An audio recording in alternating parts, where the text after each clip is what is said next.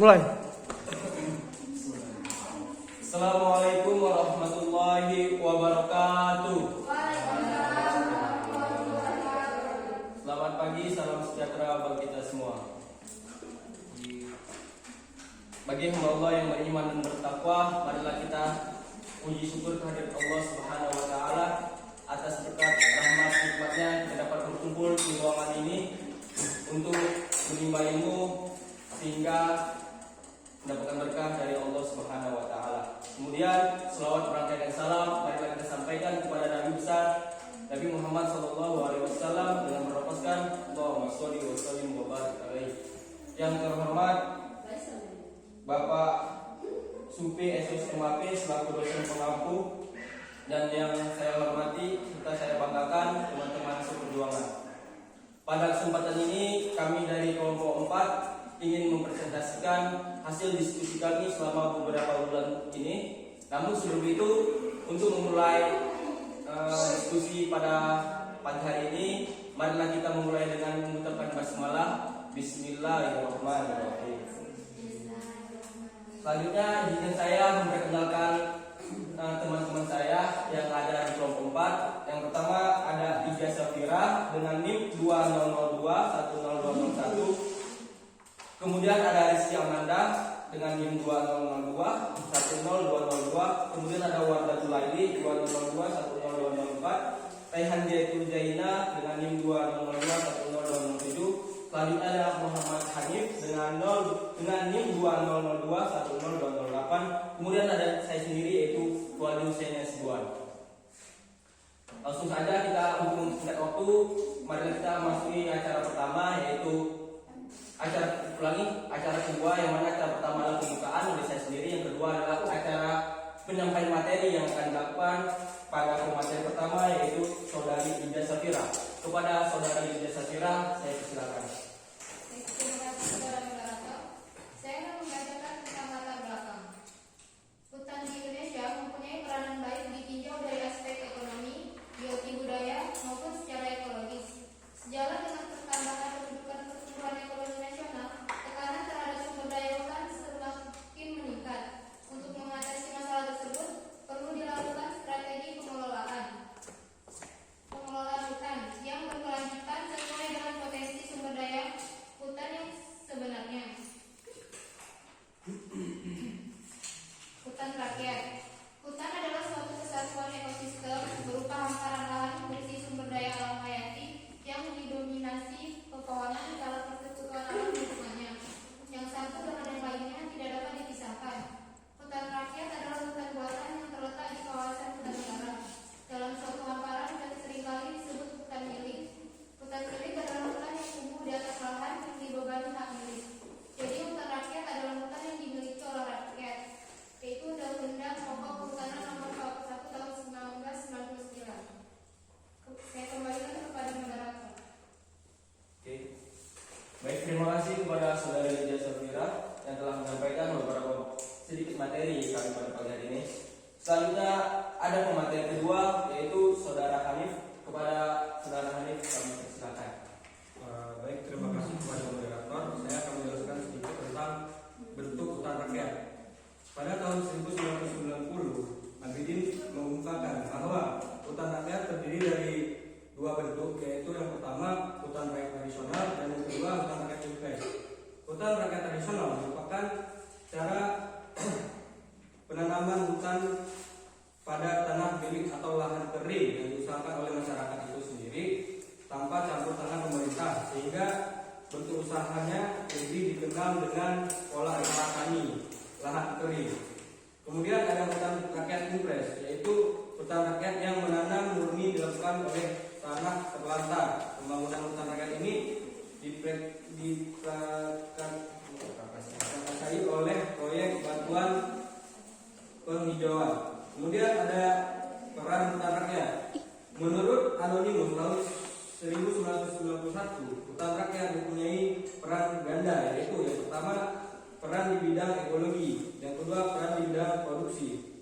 Peran di bidang ekologi memiliki 3 poin penting. Yang pertama, pemanfaatan lahan yang tidak produktif secara maksimal. Yang kedua, mengurangi gangguan dan meningkatkan keamanan terhadap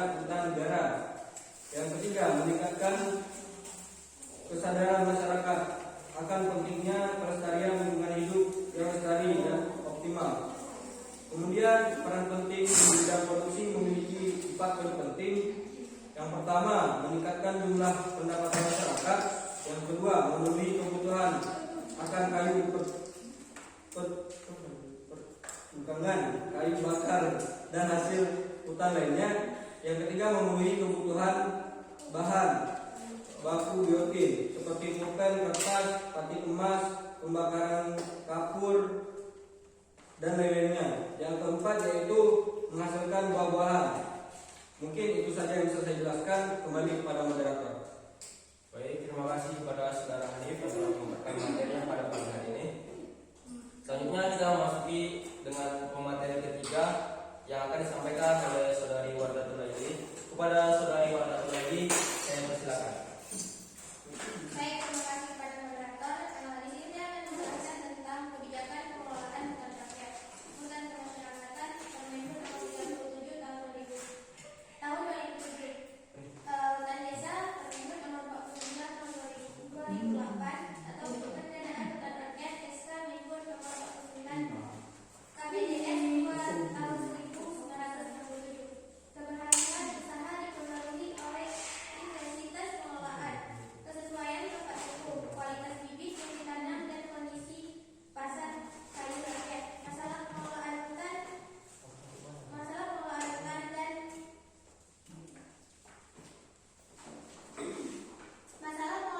dan kerangka kebijakannya terdiri atas 3 masalah, yaitu A. Kapasitas hukum atas kawasan hutan rakyat dan kawasan hutan lindung. Meskipun secara de facto hutan rakyat menunjukkan peningkatan luas yang cukup menggembirakan atau mendorong, namun secara de jure kepastian hukum atas hutan rakyat lemah. Status hutan yang dimaksud di sini adalah merujuk pada Undang-Undang Nomor 21 Tahun 1999 Pasal 5 Ayat 1, yaitu status hutan terdiri dari hutan negara dan hutan hak. B. Kelembagaan pengelolaan hutan rakyat. Masyarakat melakukan pengelolaan hutan rakyat secara sendiri-sendiri berdasarkan norma-norma yang diwarisi dari orang tua terdahulu, dan masyarakat khawatir estafet sistem nilai ini ke generasi berikutnya tidak mulus karena sebagian besar kaum muda merantau keluar daerah. C. Kelembagaan pengelolaan hutan rakyat. Dalam hal pengelolaan hutan rakyat, tidak ada rujukan kebijakan yang secara tegas menyebutkan kewajiban pemerintah dan pemerintahan daerah. Pada sisi lain, dalam rangka mendorong pemanfaatan optimal hutan rakyat dan meningkatkan daya saing usaha hutan rakyat, pemerintah menerbitkan kebijakan tentang surat keterangan usul kayu Permendikbud nomor P51 Mendikbud 2 2006 dan verifikasi legalitas kayu Permendikbud nomor P38 Mendikbud 2 2009. Hutan rakyat. Di pedesaan tidak berlaku pembagian yang tegas antara tanaman kehutanan dan tanaman pertanian. Masyarakat pedesaan dapat menanam pohon kayu-kayuan di sawah atau menanam pohon kayu-kayuan secara monokultur di hutan rakyat. Mereka juga dapat mengelola hutan rakyat untuk menghasilkan satu jenis produk atau beragam produk yang dikenal sebagai hasil pertanian dan hasil hutan. Sekian dari saya kembalikan kepada moderator. Terima kasih kepada saudari Wardatul yang telah memaparkan materinya. Selanjutnya saya persilakan kepada saudari Raihan yang akan memaparkan materi yang keempat. Kepada saudara saya persilakan. Terima kasih pada moderator. Saya di sini menjelaskan tentang hasil hutan rakyat. Hasil hutan rakyat tercantum dalam Permendikbud P35/2007 dapat diusahakan secara mengumpulkan di pedesaan. Hutan rakyat yang dikelola secara khusus untuk hasil hutan non-kayu dalam kelompok resin, minyak asri, minyak lemak, biotik, pewarna, getah, dan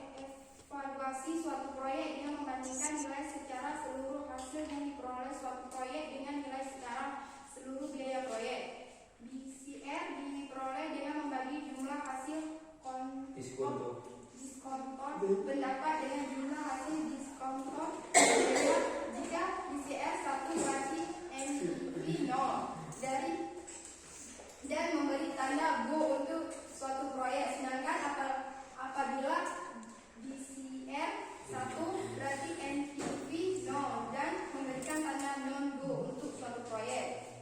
IRR yaitu tingkat suku bunga yang membuat proyek akan mengembalikan semua investasi selama umur proyek. Jika nilai IRR lebih kecil dari nilai suku bunga yang berlaku, maka NPV sama dengan 0, arti sebaiknya proyek tidak dilaksanakan. Sedangkan jika nilai IRR tingkat suku bunga, maka proyek dapat dilaksanakan.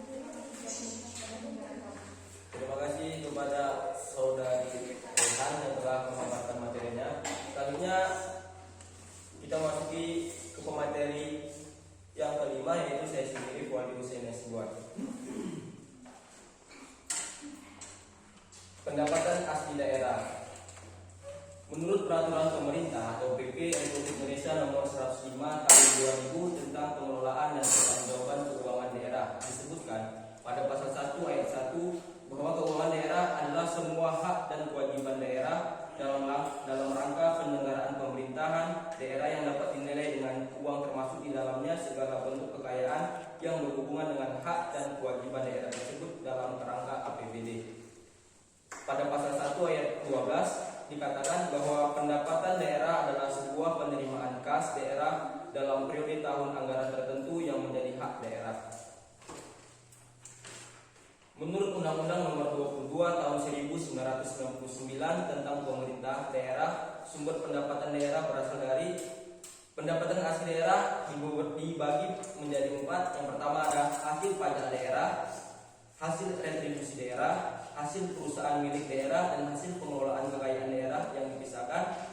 Dan yang keempat adalah lain-lain pendapatan daerah yang sah, antara lain hasil penjualan giro daerah dan jasa giro. Selanjutnya ada dana perimbangan, dana pinjaman daerah, lain-lain pendapatan daerah yang sah, antara lain hibah dan penerimaan dari daerah provinsi atau daerah kabupaten kota lainnya, dan penerimaan lain yang sesuai dengan peraturan perundang-undangan. Selanjutnya ada kesediaan membayar. Kesediaan membayar menurut willingness to pay dapat juga diperkirakan berdasarkan survei atau kuesioner langsung ke masyarakat.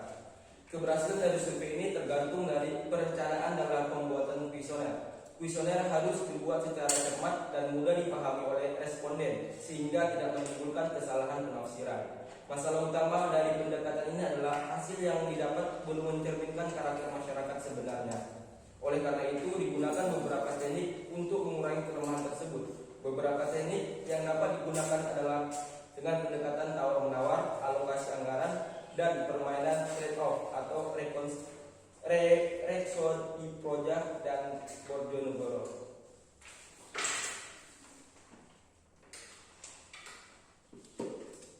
Seharusnya kita akan lanjut ke materi selanjutnya, namun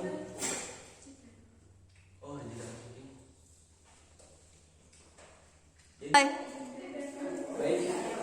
kita akan memasuki pemateri ke-6 yang akan disampaikan oleh saudara Rizky Amanda. Kepada saudara Rizky Amanda, saya persilakan. Baik, assalamualaikum warahmatullahi wabarakatuh. Waalaikumsalam warahmatullahi wabarakatuh. Saya akan sedikit membawa materi hasil kerja kelompok ini.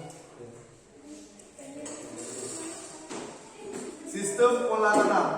Pola tanam campuran yaitu beragam tanaman yang ditanam pada suatu area dan pola tanaman bergilir. Menanam setelah bergilir beberapa jenis tanaman pada waktu berbeda di area yang sama.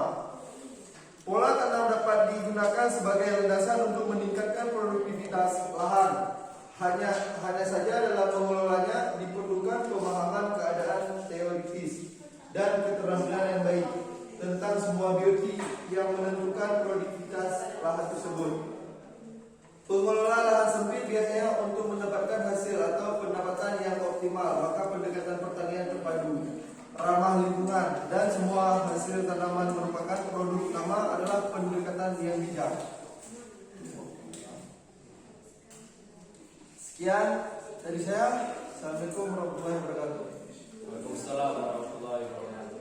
Terima kasih kepada saudara Rizky yang telah memaparkan materinya. Berhubung pemateri semua sudah menyampaikan materinya, masih kita acara selanjutnya yaitu acara sesi tanya jawab. Kepada saudara-saudari yang ingin memberikan pertanyaan, kritikan dan saran, saya persilakan. Assalamualaikum warahmatullahi wabarakatuh. Waalaikumsalam warahmatullahi wabarakatuh.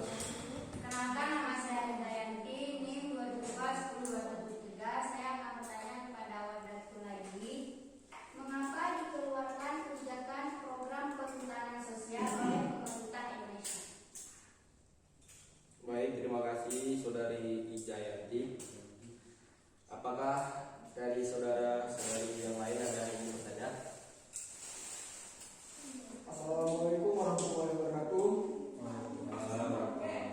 Saya ingin bertanya pada Reza Zaina, apa langkah yang dilakukan untuk menunjang pengelolaan hutan sesuai prinsip pembangunan berkelanjutan?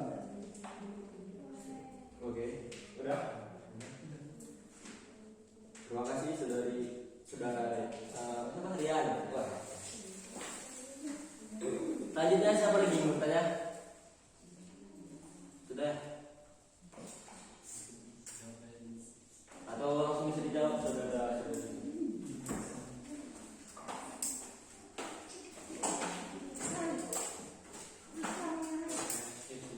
Belajar terus. Iya.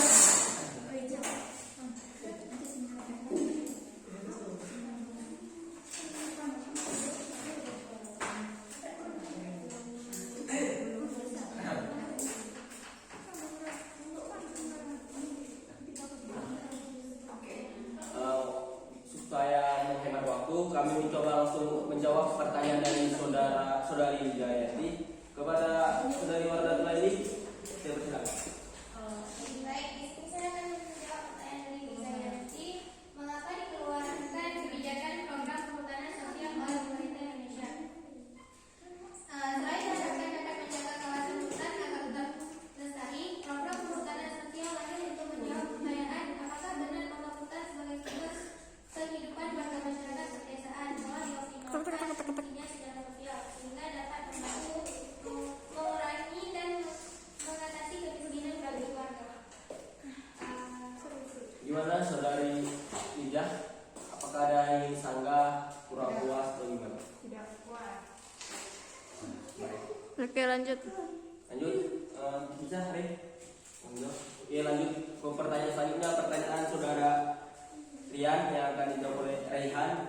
Kepada saudari Raihan, kami silakan. Terima kasih kepada masyarakat ini. Saya akan menjawab pertanyaan dari nama Adiansyah. Apa langkah yang dilakukan untuk menunjukkan pengelolaan hutan sesuai prinsip pembangunan berkelanjutan? Yang pertama, pemanfaatan hasil hutan sesuai dengan kebutuhan. Membangun dikembangkan menggunakan daerah hutan. Yang ketiga, meningkatkan hukum bagi setiap pihak. Yang keempat, pemilihan pohon yang sudah siap ditebang dengan sehingga usia sudah cukup untuk ditebang.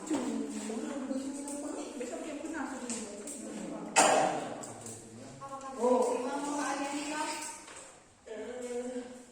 Terima kasih. Terima kasih kepada saudara Rian. Selanjutnya apa lagi yang ingin bertanya kepada siapa nama kawan? Fadila, kepada saudari Fadila kami persilakan.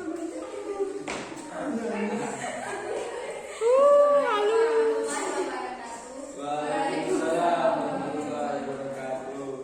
Saya ingin bertanya kepada Nina Safira.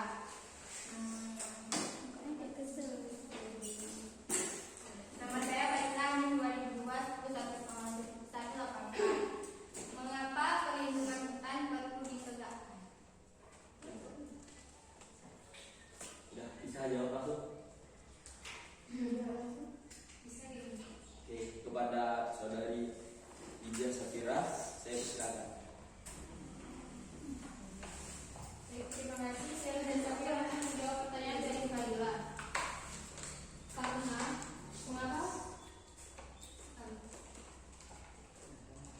mengapa perlindungan hutan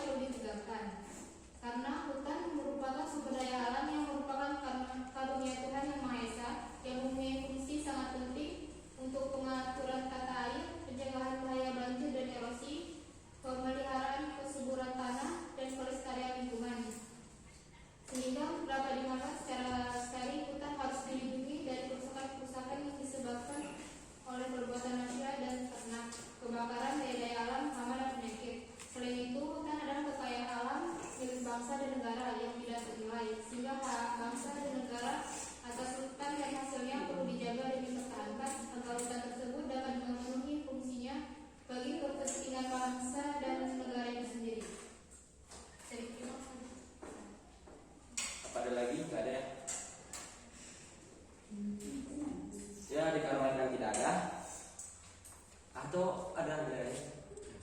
Ada.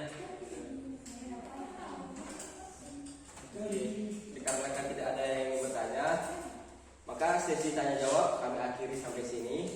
Terima kasih kepada saudara dan saudari yang telah berpartisipasi pada pagi hari ini. Selanjutnya saya akan menyimpulkan materi kami pada pagi hari ini.